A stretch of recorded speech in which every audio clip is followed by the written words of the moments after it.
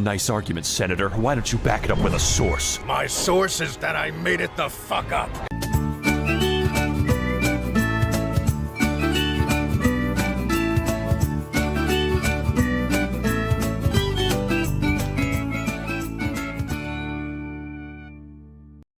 Because I know for a fact that we don't, because there's no intro line to say. So and we're not saying that's that anymore. So we do the clap. So we go, look at that. You're seeing the brains cog. You're seeing the brains cog. Brains cog. Yeah. Cogging brains. Coggers. Oh, she has a good set of coggers, she does. That sounded as bad as I wanted it to sound. I'm so happy with that. There we go. Welcome to Silly Whales. This is a mental health podcast where we talk about things that are a little bit on the sensitive side. This podcast is for everyone, but it might not be for you. What do I mean by that? Well, we discuss things to do with the world of mental health, be it news related to mental health conditions, our own personal experiences, and that might not be for you, and that is okay. That is okay. I'm not going to elbow you in the face. Joe is not going to knee you in the stomach. That's the only thing I could think of that is mildly threatening at this present moment in time. You know? It doesn't say I can't elbow you in the face or he can't knee you in the stomach there. I mean, exactly. We've left that option available. But you know, we love it if you're here with us, and if you don't want to be here with us, that is also okay. There's a whole world of entertainment and informative material and things that you can digest, and it doesn't have to be us. That's what I'm pretty much saying. Okay? That's what I'm pretty much saying. It's been a while. First show of the new year. We are recording this 11 days in. I'm hoping this will be uploaded 13 days in. So, inshallah. I know that. We sort of missed the opportunity to be like, oh, this is a year since we started recording, because this is definitely slightly over a year since we start our first ever recording. But I think we're recording on the day that we put out our first like podcast last year. I think that was on the 11th. So we're at least somewhat keeping to something. But yeah, this is a whole year since we first started this, which is crazy to think about, actually. It's a year of Silly Whales.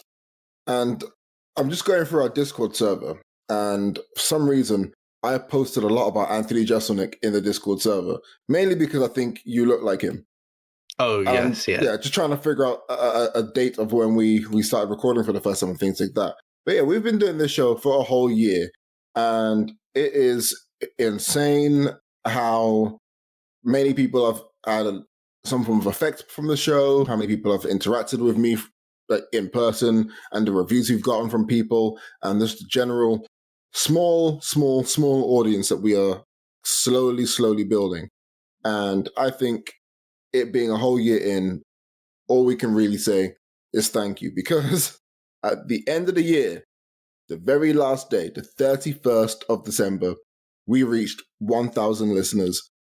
It was great. So, Yay. Thank you.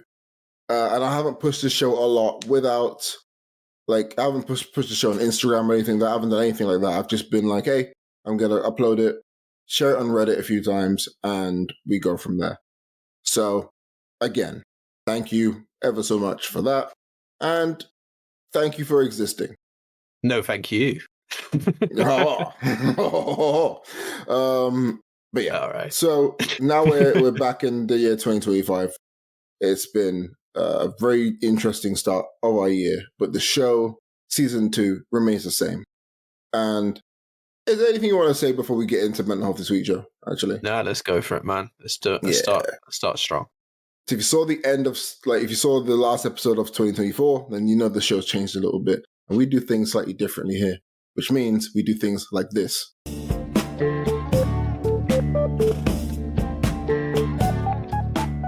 This is Mental Health This Week. We take all the things to do with mental health in and around the world of mental health this week, and we congest it and we'll do things with it, and it's here. Yeah. Okay? It's here. Did you mean condense when you said congest? Okay. Exactly, okay? Okay. All right, brilliant.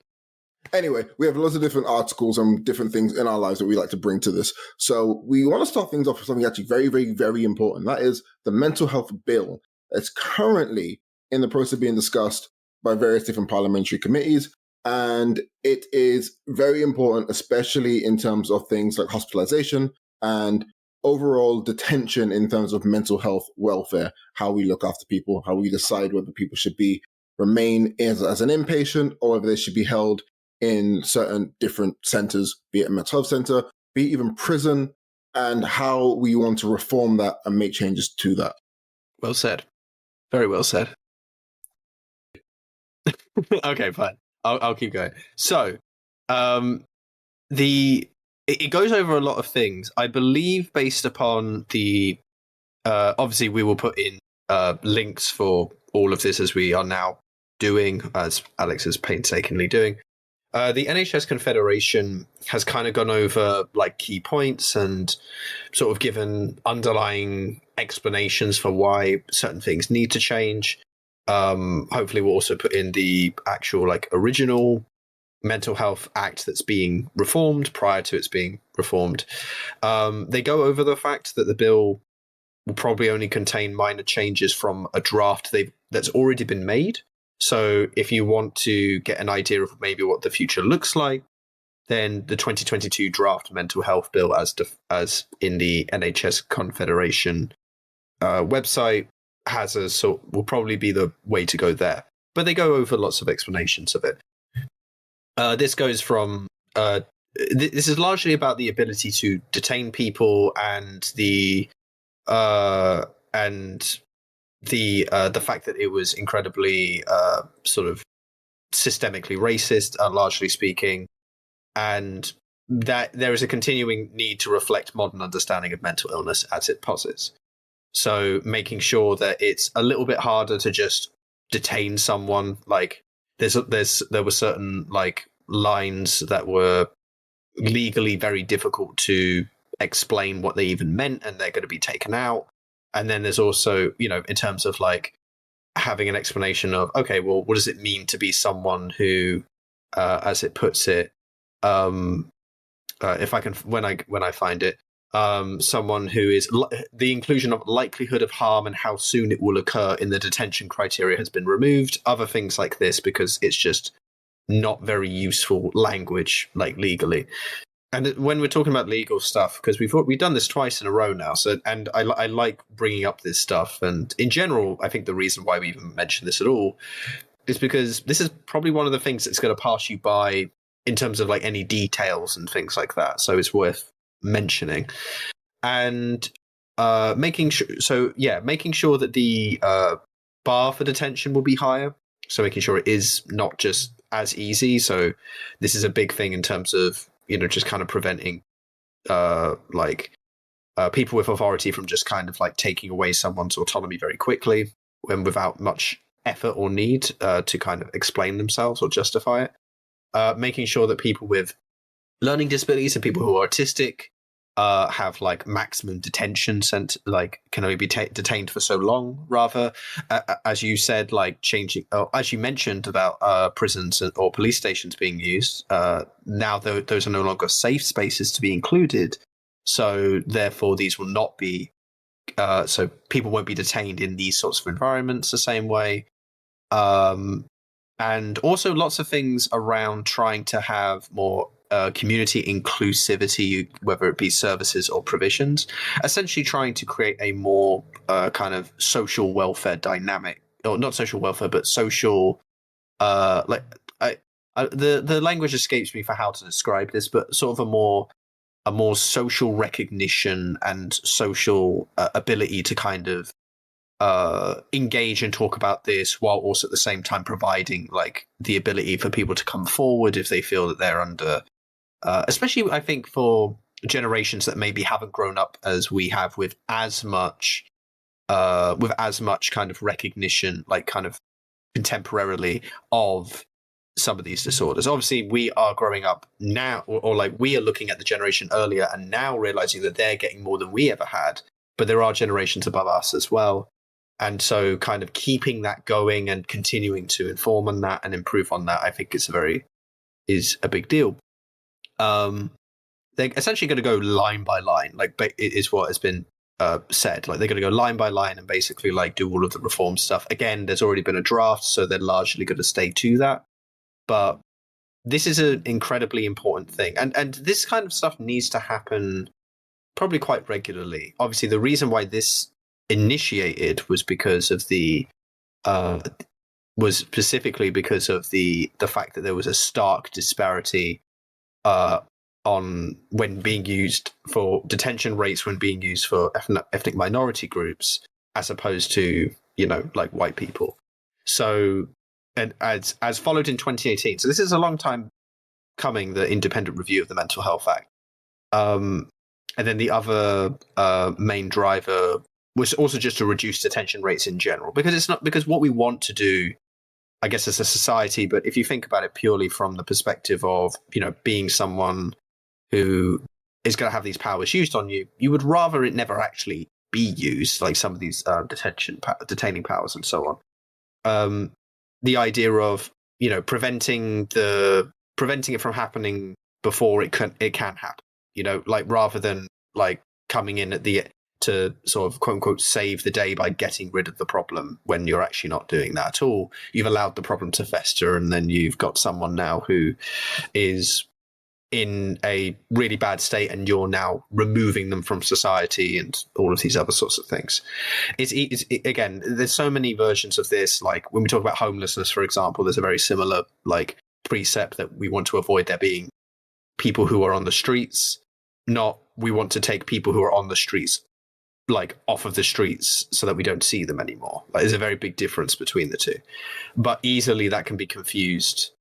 It can be confused in people's like from people's views that like making homeless people not be around so you can't see them might feel like you're solving a problem, but in fact you're just making a sort of class of untouchables that you're removing from society and kind of demonizing.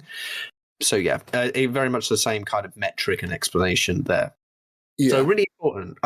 This is, again, if it wasn't for the fact that we were doing this, I probably wouldn't be that aware about this. So I like that we're chatting about this is also leads into stories like Alexis Quinn, who was the former like youth swimmer who represented GB and was also a teacher. Oh yeah.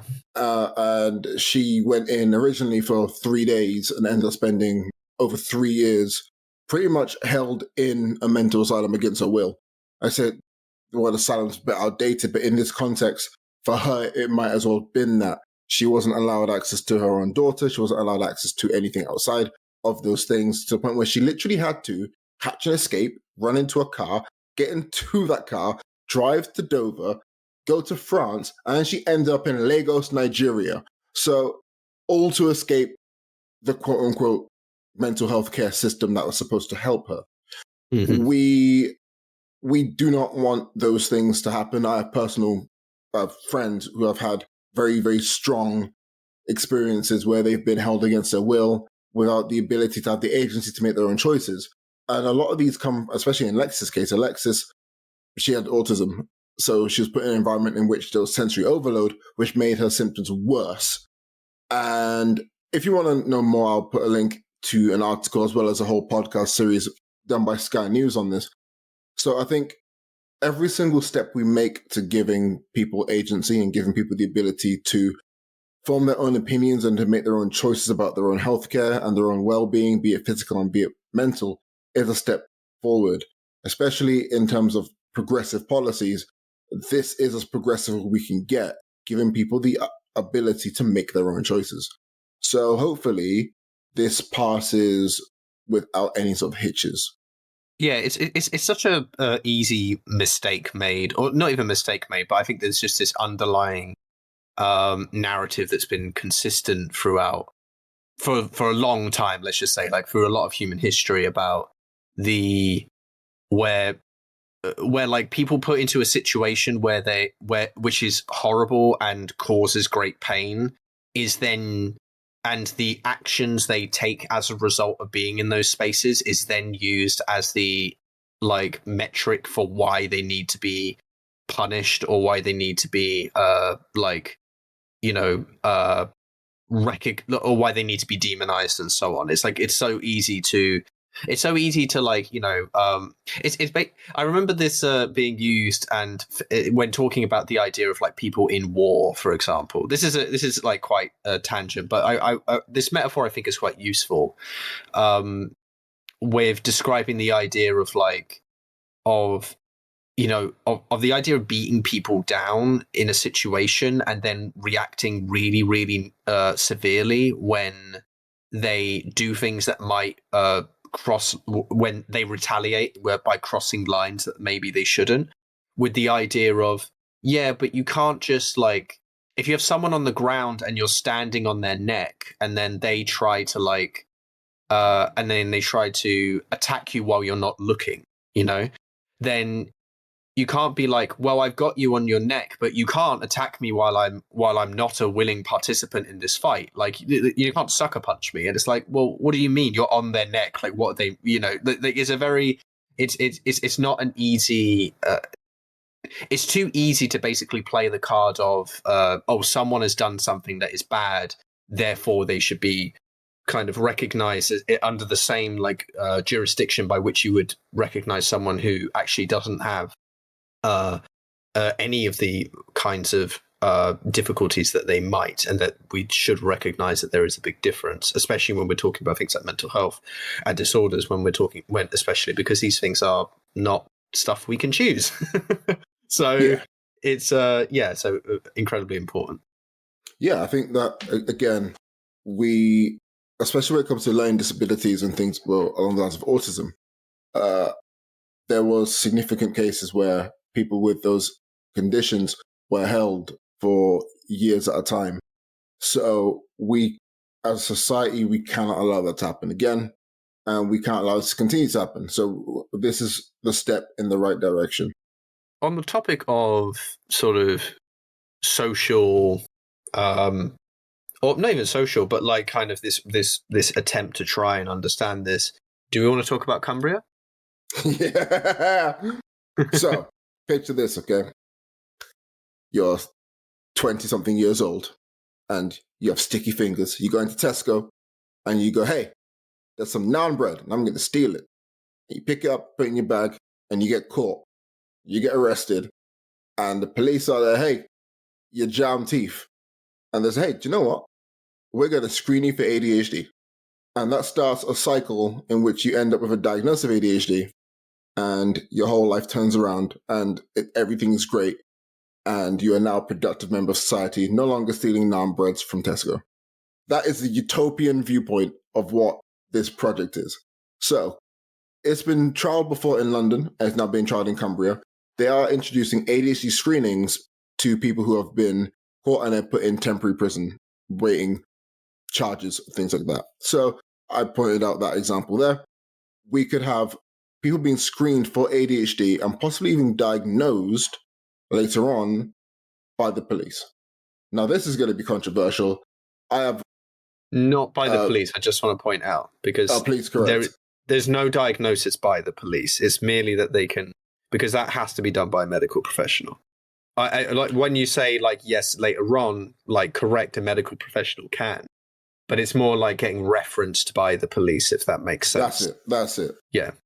And I kind of want to get in. Is there anything more factual based that you want to say before we get into the opinion side of it? I don't know, because I didn't get to read all of the what the City of London version of this looked like. If there has been some benefit, then, you know, I mean, the main thing I will say is that a lot of this comes from, or at least like a big part of this comes from Dame Sally Coates. I don't know them like by their work or anything like that. In 2021, they made a report for the prison watchdog, Her Majesty's, I forget what IP stands for there, but regardless, HMIP, suggested at least 50% of prisoners could have, this is very specific, could have some form of neurodivergence. So this is kind of the, let's put it that this is sort of the impetus supposedly for maybe why this is entering it, why they're entering into this. I also want to say that I'm not super against part of this, at least theoretically. but there's a lot more as to like the actual how this happened. So I'll go back to you now. So again, this is a slippery slope as we're dealing with things that could end up leading to misdiagnosis, or just in general, where and how does this come into place? I'll be interested to see how it progresses. I think it's too early for us here to be like, this is a bad thing, this is a wrong thing. Effectively, it's a screening, and they'll be using a checklist created by the charity ADHD Liberty, and their whole criteria is based along the lines of people in incarceration, a lot of them, as you mentioned, Joe, having neurodivergence. And I can't get the words right today. That's my issue today. The words aren't working. And it's been a while. The general issue that I'm having is, when are they being screened, and what's the criteria for them being screened? Because this could help people in terms of the Crown Prosecution Service. I referenced the Nambre story for a very simple reason. There's so many reasons why somebody will go into Tesco and steal food. So is it a matter of, do the police look at the circumstances in which they were arrested and say, hey, we should we should screen this person for ADHD? Or is it a case of, whoever we arrest, we're just going to screen them anyway? Because the idea is that it's a simple test that takes 5 minutes. I would bet. Sorry, just maybe I'm cutting you off. I apologize. No, you're not. I would bet that the actual. This is only based off like things I have heard, that I could be allowed to say, hopefully, about like just how kind of things are run in these systems. Obviously, there's lots of checklists and stuff that I know is done. I don't know how. Like, obviously, this is a pilot, so the pilot probably has their own idea of it. When in actual like practice, maybe beyond a pilot, there's kind of what I feel like it's going to be used more sparingly than more commonly, and maybe there'll be specific things pushing towards it. Because ultimately, I don't think it's something that people like. You know, what I'm trying to say is, I think people are a little bit lazy on doing stuff like this, to the extent that I think people will be somewhat lazy, or a little bit kind of here or there about when they choose to do screening like this. Maybe it depends on how long the person's around for, in like, for, you know, being detained for, or whatever. Like, I could see this being something that maybe past a certain point, like as you say, like if they're sort of waiting upon the point of charges, that I think absolutely probably there.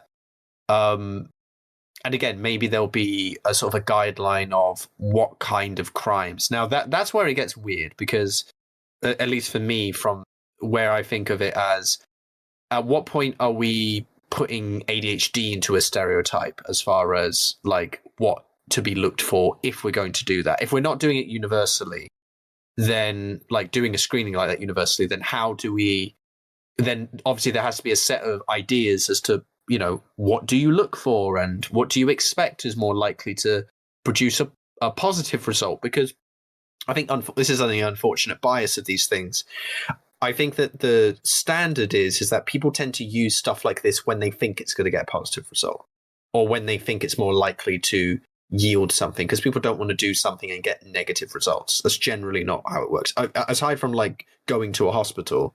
But even then, a lot of people go to the hospital expecting that they have something, and if they didn't have that thing, that would shock them, right? Or that's not what they're kind of going to the hospital for, quote unquote.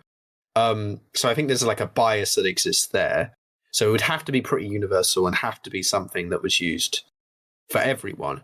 So that there is a lot of dependency, I guess, there, and I would like it probably not to be allowed for like someone to just kind of decide when to use it or not.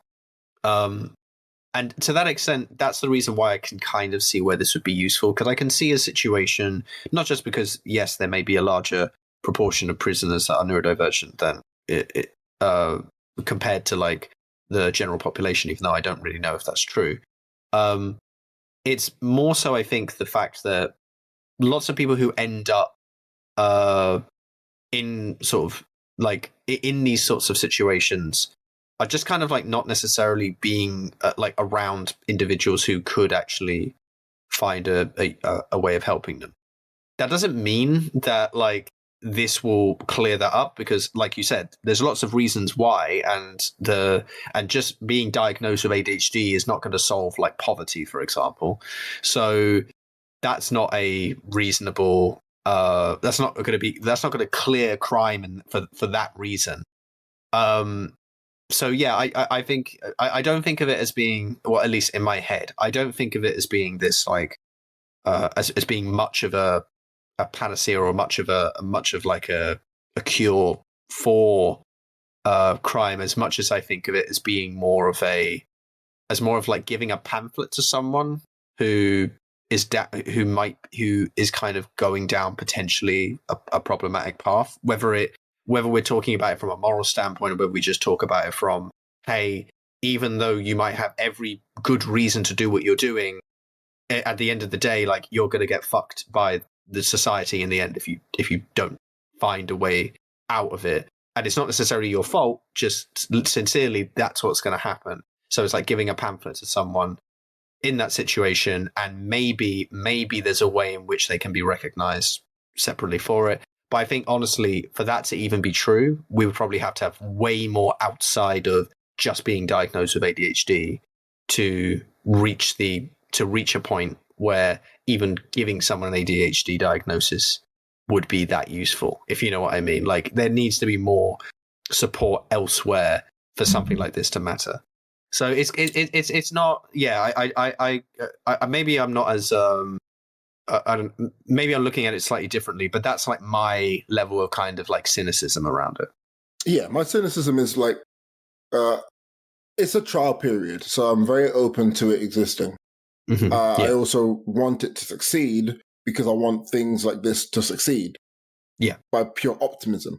However, I want it to also create a pathway, because if the problem is a mental health problem, then we have to figure out why the crime is committed in relation to the mental health problem.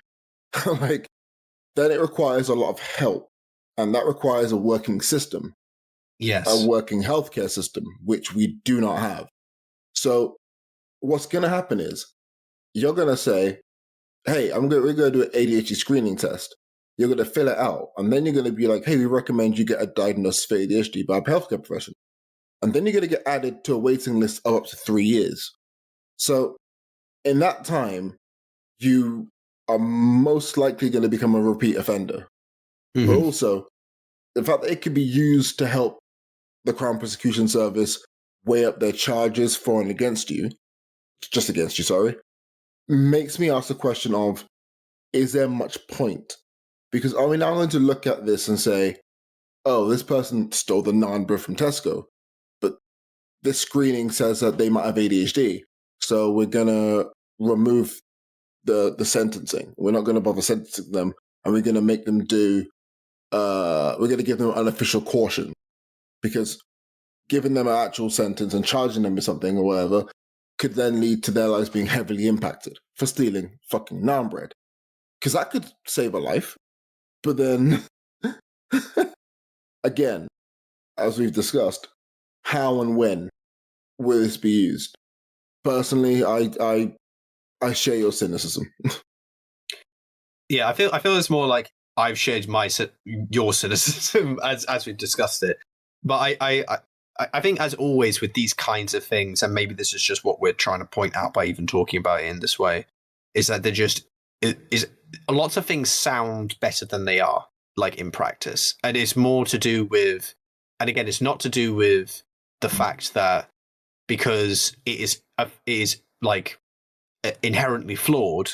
It's more a case of they're flawed due to the fact that they can't do what they say they want to do, but it's not because it's, again, inherently flawed, but it's because something else is flawed, or the expectations that they put on something isn't going to happen, and so on and so forth. Like, you find this in workplaces a lot. I find where you're like, oh, this system should work well given all the guidelines and the expectations that we have, and then you realize that there's not enough people to do all those things. You're like, oh, so I can't do that. Like, we just can't run a system in the way that is expected because there isn't even enough people to do this job, like to do all of these things. And yet, so there's this like really fine line that is constantly being like walked, where people are kind of like going along with the system and then not going along with the system, and like and as a result, like you're just left in this sort of limbo of any moment someone could come along and check what you're doing and then find out that it's not being done correctly, but they're never going to look at the number of people in your workplace, for example, as the reason why it's not being done. It's just, hey, who did it? It's your fault. You're the one to blame or whatever for not doing it. And I think that can, and again, in a very similar way, I think this could be, this should not be considered like a idol for the idea that like, oh, if this doesn't, like, oh, we have this in place and yet this person still isn't, is still like, not, this person was like screened and said that they probably do have ADHD, and yet they still like repeat offended, and then kind of using that as either to say, oh, this is completely useless, or to say this is great, the person is the one at fault. Like it's not really too often like things could be used as pillars for bad arguments and things like that. So anyway, that was my So here we are. This is you. This is me. The next one. Yeah, so this is a conversation that I have thought about in the past. I'm trying to think like now when I started realizing some of this, maybe like 10 years ago actually, which is insane to say. Stress, like personal stress indicators. The idea of just knowing when you're feeling stress. This is a conversation that I've had with my parents, or with at least a parent, and like family, friends, and things like that, about realizing when you yourself are going through some shit. And it's funny because sometimes you don't realize like that you're experiencing it, and then sometimes it's just a case of helping other people recognize that you're going through it so that they can kind of treat you better. So a good example I'll give, and I was experiencing this today, so this is and we'll go over that later, but I was experiencing this today. So this is a really like an example I know is true and has existed throughout my life, and this one is consistent as opposed to some of the ones that have changed over time, is that I tend to become, I don't know the right way of saying this, is like socially mute, like the correct way of saying it, or like I basically stop talking like to people. And I don't mean that in the way that maybe I've discussed previously on this podcast with I stopped communicating with people like over messaging and things like that, and I like stopped, like, yes, that is true, like me like not picking up the phone and not answering messages and things like that. That is an example of this.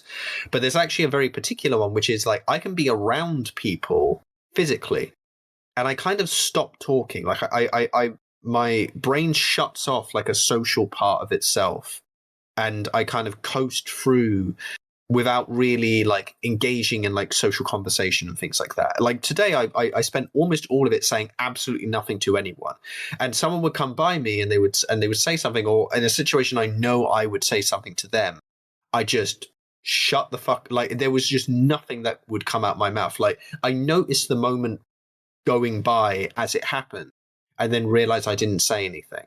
And that's like a personal one I've noticed, that there's this, I was trying to think today whether this was a useful way of saying it, is like become my more introverted like tendencies coming out. And I don't know if that's true because I'm still interested in being social. But it's more like I need a lot more like kind of warming to the process of actually like speaking. Because I can have a conversation with a stranger, no problem. But I need kind of a bit more like of a sort of, I don't know, I need more of like a punch from externally to like make me do that, if you know what I mean. Whereas like I'll just kind of like coast through like not engaging at all and being very, very insular. And I realized that made me feel worse, you know, like it just makes me feel worse. And it's one of those stress like mechanics or like those kind of defensive behaviors you take up that will cause you issues. And I think that's the main thing. If you notice, if these are the kinds of things you're experiencing, it's worth recognizing which ones are like good for you and which ones aren't. like knowing, okay, this is a bad behavior to have because it's not making me feel better. But it can also be like, okay, I'll allow myself to do this for a little bit, but then I have to like find a way to get myself out of it, because maybe it's like, yeah, it's nice to be able to be on my own a little bit more, not feel like I have to put out the energy, because that's really what it was. I just didn't want to like use up energy. Like I clearly was dealing something with my head. I wasn't going to use energy to like explain myself or engage with people and have to think about engaging with other people, even at a very like fundamentally basic level where it feels natural and comfortable. And so my brain just shut that off. I don't know if you have versions of this, because that's what I was kind of interested in, and just kind of opening up this discussion in general. Like, I guess at this point, like behaviors you might have, or something akin to that. I think, it depends on where I'm at. Like, irascible, very prone to outburst as a key one. But even then, like those are day-to-day behaviors, but they're never really sustained in a way that I can pinpoint. I think I will find really annoying things, like really, really overwhelmingly frustrating. So like slow irritable. walkers, yeah, irritability, but like to a point where it's overflowing, because there's being irritable, and then there's like wishing death on a whole family, Mm-hmm. So if I'm like, things that really frustrate me is when I'm cycling and like someone's on their phone, like that, rightfully so, gets me really frustrated and really annoyed. Somebody taking their time walking, and they're walking in the middle of the fucking pavement. If I'm like not having a great day, that's me. I'm internally boiling here, I want to like kick their legs out. You shouldn't be walking. I hate you. You're taking up space. Just stick to the fucking side of the road. Things like that. And those are like pretty good indicators, because when I'm feeling super chill and super calm, I don't really pay attention to anybody else. Right. So it's those things. Yeah, like I get really annoyed at people being inconsiderate.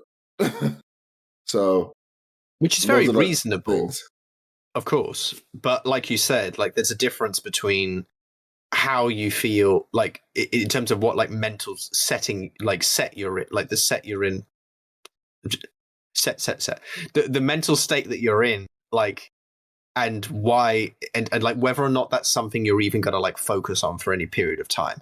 Like, and you still go, oh, that guy is an asshole, but you can move on in a different way when your life is, when you've got other things to think about that are more pleasurable and interesting, right? And when you're not, like, honestly, like that one in particular, because I have it as well, where when I'm feeling better, I don't tend to get as bothered by like people at work, for example. But I think partly that's because it's almost better to be like angry at something, because that can almost feel better than the experience than the neutral experience that you're having at the moment, because that neutral experience is quite bad for you at the moment. And so it's almost like a procrastination of like, if I focus on this thing, then I don't have to focus on anything else. To mirror this as well, there's also like physical things. So I know that there's things associated a lot with anxiety. This is a big one that is, I think most people might know, because I remember at school, I used to have like a lot. I used to have like stomach pains a lot. I don't know if you ever had anything like this, but I used to have like really bad stomach pains quite regularly when I was at school. And that was like fucking, obviously, like I was incredibly stressed and anxious at that point in my life. Again, I don't know. There was probably a point where it stopped being so much the case, but I remember it vividly. And I remember going to the GP about it and actually getting almost nothing, to be honest, as a response, even though I kind of explained, even though by that point, I think my mum also went with me and we kind of explained what we thought it was, and that these were like sort of phantom, like, I don't know if phantom pain is the right word actually for that. No, it isn't, because my stomach is in fact there. But the feeling of anxiety causing your sympathetic nervous system to go into overdrive and then your stomach contracting is a good example. There was actually for a period of time, and it hasn't come back for a while, so I don't know if this is if this will ever come back. But I used to get like a big rash under my eye and things like that. In specific area around my eye used to really like flare up during like times of stress. I think when I was about like 19 to 24 or something like that, it used to come up a lot more. Really fucking annoying, by the way. It's really annoying to get like a really obvious indicator that other people can see and is really itchy and irritating. I think anyone who experiences like kind of physical symptoms in relation to internal moving forces like that it will know what I mean, and that it's incredibly irritating in a kind of different way, because it's like a wound. It's like a wound is being opened further than what you already know is a problem in your life. And everything like this, the reason I think it is important is because and again, this might work for me and not work for everyone else, but I find that if I understand when my body is in an overdrive like that, or when I'm dealing with those kinds of issues. Actually, let me just quickly say before I mention that, I've also had an issue in my life of not being able to tell internal stimulus very well. Somewhat related to like alexithymia, and there's another word, again an A word, because that always means not, or like an inability. Like where I'm not very good at being able to tell what my kind of homeostatic condition is. So like at a mental level. So for example, I'm not very good at telling when I'm thirsty. I'm not very good at telling when I'm hungry and things like that, which means that I can very easily get distracted and just not take care of myself is the main thing. This is especially true during when I was anxious and when I was depressed. It is probably like, I say depressed, when I was much more depressed than anything I could call whatever my feelings might be now, here and there. And it's probably quite common across people with those who suffer from those things. So I think if you can start to notice when it's the worst, like the moments when you're... for me, it's always important, because knowing that has always been like, oh, okay, this is actually a really big indication that there is definitely something wrong one way or another, whether it be a physical symptom or a behavioral symptom. And I'm like, okay, that means I can, at the very least, recognize that the thoughts I'm having in my head aren't necessarily the good ones before they come up. Like I can kind of set myself a realistic like expectation of what I'm thinking. Like of how to assess how I am as a person and how I'm thinking as a person, and maybe get ahead of the curb. Curb. I don't know which one's correct actually. Of that. And nowadays, now that I'm in a much better state and I can actually be aware of like, oh, what makes me feel happier, or what can help me out of those states, is much more useful now, because I can sometimes, though not always, put myself in the position to be engaged with in that way, like to whether it's with you and friends, or whether it's to like go outside for a walk and things like that, and so on. Like I said, we'll talk a little bit about this anyway in the next bit, but I think I just like this topic, and I wonder if anyone has any good stories or get any good like experiences of this, and can like send an email to us, or even just kind of like, or even put in comments. Spotify has comments. I don't know how long it's had them for, but we can use those. So have a go at using them. Yeah, cool. I have nothing more to add on that one. So I guess it's time for the journal.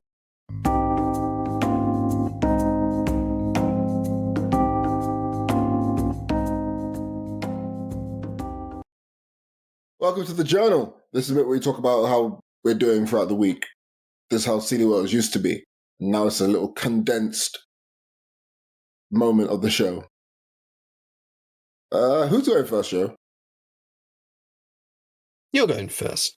Actually, no, Yeah, I'll cool. go first. Okay. No, I'm kidding. You go first. Cool. I did a social. Yay. I was in the gym and I was training with random strangers. I'm pushing myself to be more social in a productive way. So I was at the gym, guys were doing Muay Thai and they invited me to train with them and it was fun. I did a bit of MMA sparring as well, which is hilarious because to be doing any form of mixed martial arts is funny. Like me kicking somebody and then trying to take them down is a hilarious sight. So now, at some point, I have to do a mixed martial arts fight because I just think it'd be really funny. That's it, really. To give context, by the way, what do you mean by, because you just say like you hang with them, but from my understanding, that's what you do at the gym anyway. So what specifically do you mean? When I go to the gym, I do my own thing. Mm-hmm. There were some guys training and they were like sparring and they invited me to join. And I was like, hey, sure, I will join. And normally when I'm at the gym, I do weights and I hit the heavy bag and I go home. I don't normally work out with people. Like, I don't train with people in the gym. So me sparring with people who I don't know outside of my Muay Thai gym is a difference maker. Oh, I see what you're saying now. Because I was thinking Muay Thai gym, because you would say gym for that. I get you now. People at your like normal, like run of the like, yeah. So yeah, that was a good, nice social step, and we will take it. And that was really it. I've been listening to Last Girls Exist, Volume 1 on repeat, and I think I don't know what that means for my mental state. I think that means I'm in a weird, I'm going to say an emerging state, which means that things are probably getting somewhat better, but I don't know. I like not that know. word. I couldn't tell you. I could not tell you at all. And that's it, really. Nothing much to really add. It's been a very tepid start to the year. That sounds better than tepid. Just, from my perspective. But, fair dues, fair dues. I want roller coasters, Joe. Oh, God, I don't want to go down on your roller coaster. That sounds really sexual for no reason. It does. I think just going down is not a good word you want to use if you don't want to sound sexual. Yeah, so so I'm finally sad. Which is to say that so beforehand, during the Christmas episode, we spoke about, you asked me, how am I feeling? How have I been? And I said I've been all right. And that was true. And I kind of explained that I generally feel it a lot more in January and February. That is still true, as I can confirm. In relative terms, I'm still much better than I otherwise would be. Like, I to put into perspective, like, I can remember, certainly as a student, truly, this is funny because I experienced this like before March of 2020, when we then went home because of COVID, where I just was for like February, for all of January, and then I think for like a good deal of February, I was not in a good state, and I was largely kind of quite isolating myself a lot, and very rarely like leaving my room without the expectation that I'm basically gonna like very quickly dart into the bathroom and then hopefully not have anyone see me. That was I always like, it's so sad to think now, like when I think about, and even last year I was a bit like this, to think about that. And even now, so now I'm not feeling that. Like, I'm very comfortable in my house right now with that, in that respect, where I feel like, even in my worst times, I don't feel as bad. Like, I can feel it creeping up in the background sometimes. So I'm starting to feel that. I actually, to be honest, play a lot of this to the fact that I recently damaged my ears, and in particular my left ear, which not only meant that I didn't go to work as much that week, but also meant that I was just in pain and really pissed off. I've had this had never come up before, but I've had a long standing history of ear infections and operations on my ears, getting grommets for people who know what that is. For my eardrums, I've had, I think, 4 operations on my ears, some of them on both, some of them on one. I think the first one was when I was like 1 year old. I obviously don't remember it. But either way, when I was very young. So I know what being under anesthetic is like quite regularly, not to mention all the teeth stuff I've had. I think I've been under like 8 or 7 times like at this point in my life. But nothing for anything too crazy. But as a result, I'm quite hyper aware of the fact now that my ears are shit. They're weak. And they damage easily. So I'm taking precautions with the weather having been so shit. Basically, that's the what I believe it is, because I remember kind of when it happened, and I think that the damage must have occurred, because it's incredibly dry and cold, which are both things that are really obviously bad for what is desired to be a warm and humid environment, which is inside your ears. And luckily it didn't become too bad. It wasn't like as bad as it could have been, like a huge infection. But my left ear is producing a lot of wax to try and protect itself, so it's making it very hard to hear sometimes. Which is, again, very annoying and unfortunate. But I know that since it's not so bad, it will recover in time, and by the end of this month, it will be. I will have no memory of what it was like, the pain was like, until the next time it happens. So I'm still, I've still got that level of optimism. Luckily, the job does put me in the position where I'm still, even though it's dark when I'm out, hey, I'm still light when I leave. It's still very good there.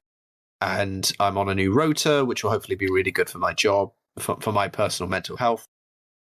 But apart from that, it's just, not so great. But I'm looking forward. And speaking of looking forward, with a sense of optimism, there's a lot of things that are going to happen this year, kind of around the same thing.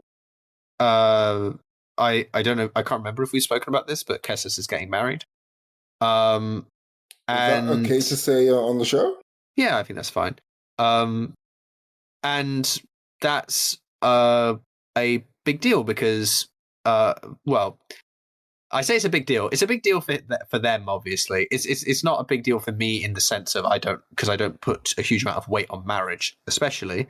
But it's a big deal because of the potential of what this might mean going forward, and also means that sort of planning stuff, and there's going to be a wedding, obviously, and this is going to be the first wedding that I've been to in my life that's not like a family member that I have like some level of connection, but not really, like this is like where I'm kind of like, where it's like, oh, I'm there because I should be there because of some tradition, not because the person necessarily like really wants me there,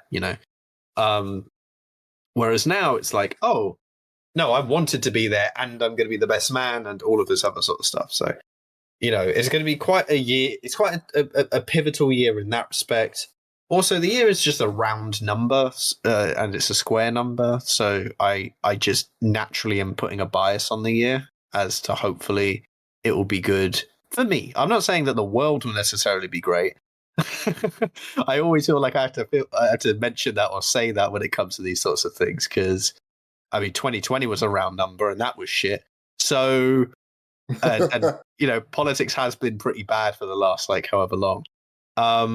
So yeah, like I'm not expecting good things for this year really, in the larger scope. But in terms of like personal, actually, I should say this as well. In terms of personal growth or personal like movement, I'm we're second year in this podcast, which I think is actually quite a pivotal moment because we've done the introductory stage and now of like doing this and kind of trying to set up a routine around it. And now we're kind of doing it as like an actual thing where we understand what we're doing. also I've left the job that I had to get in order to move here. So I'm out of that, and now I have a bit more of a footing and so on in Worcester. And the idea of like finding work is now something I'm a little bit more comfortable with here. And because my mental health is better, I think I'm actually going to be better at both doing that and have like more of a motivation too. So like from a personal perspective, I see this year as being quite as potentially being quite revolutionary. It's not to say that it will be, and I'm not like making New Year's resolutions or anything like that for it. Not until Chinese New. But for the purpose of kind of making an assessment of like where I think I'm going personally, and then hopefully where you're going and where we're all like kind of tending towards, I think it makes sense that we.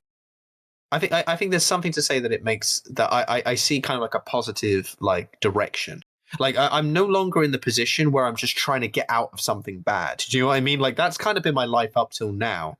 And now I feel like I'm actually in kind of a stable state where any movement I make is in a positive direction above zero, not just trying to get rid of the negative shit like I was previously. So that for me is like crazy already to come to that conclusion.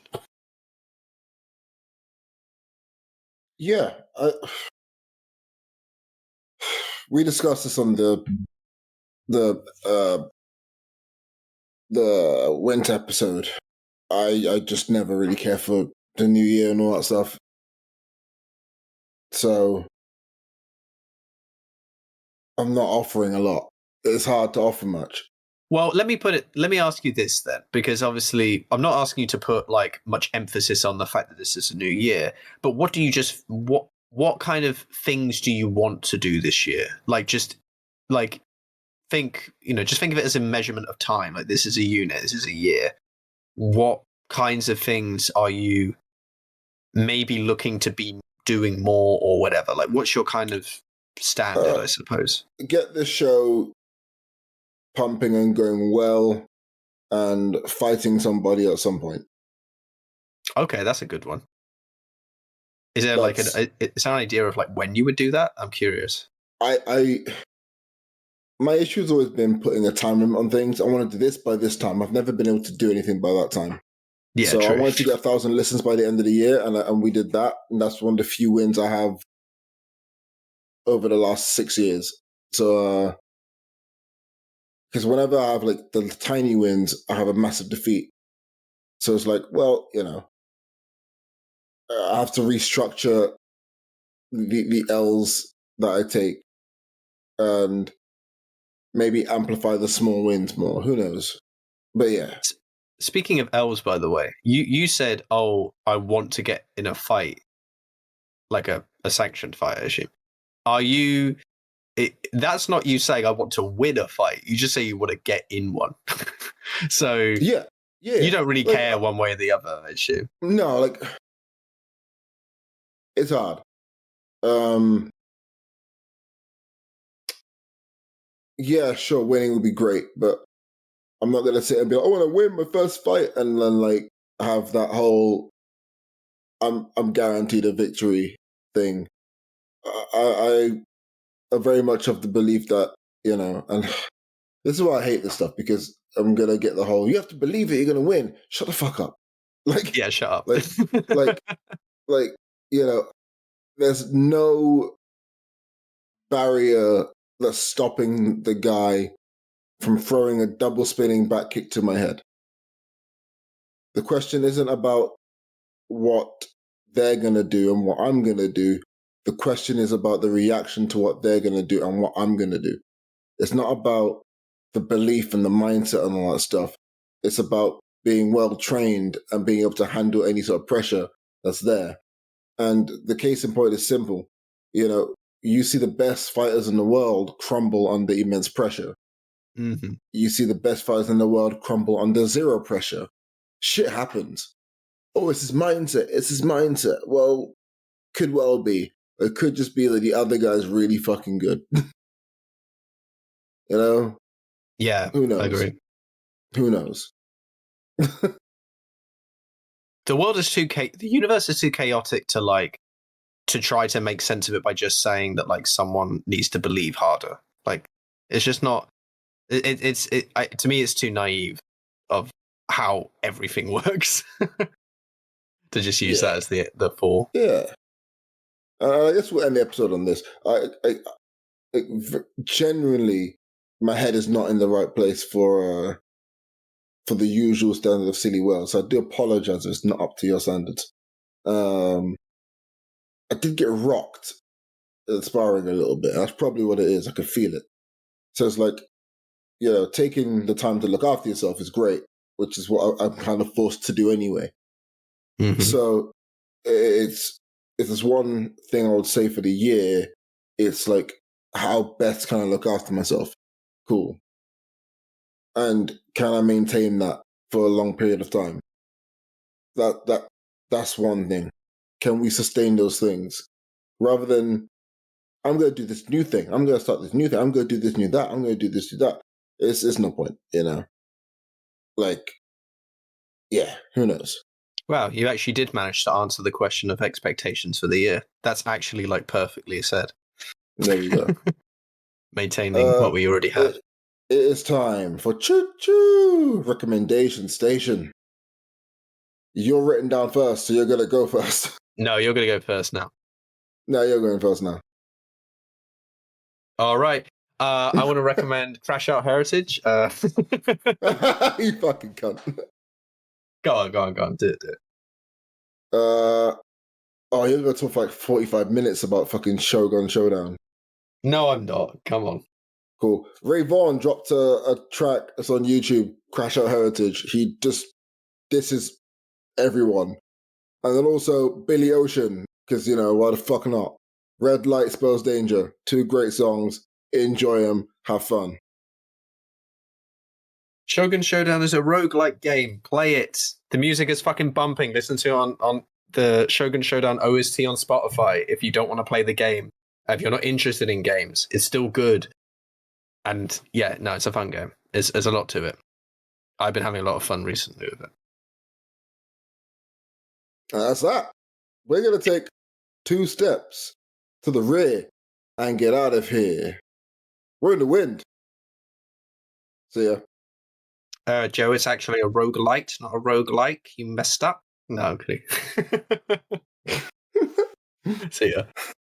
Free Lucy, let me.